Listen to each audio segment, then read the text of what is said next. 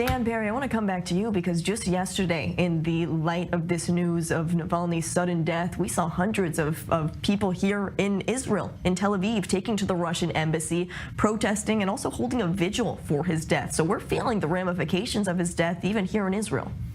Yeah, Israel has well over 1 million people who, until recent decades, were living in Russia. And of course, Israel has a lot of strategic issues connected to Russia, in particular with its actions in Syria, which is almost a Russian protectorate.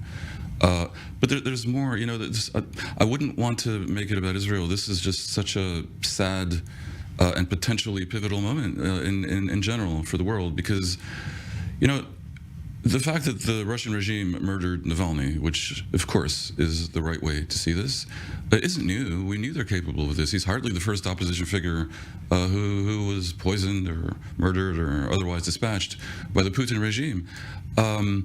But he was such a symbol. He was the anti-Putin. He was everything Putin is not. A modern and global and liberal and open and transparent and presentable and young and courageous, almost insanely courageous, having returned to Russia 2 years ago when he didn't need to, knowing, he surely knew, this was likely to happen, while Putin cowers in the Kremlin, probably with a food taster. So this may be a pivot point in how the West views Russia. I don't know for sure, but I kind of find the analogy to October 7th. October 7th, for Israelis at least, ended the discussion on Hamas. It's no longer tolerable because of what happened then.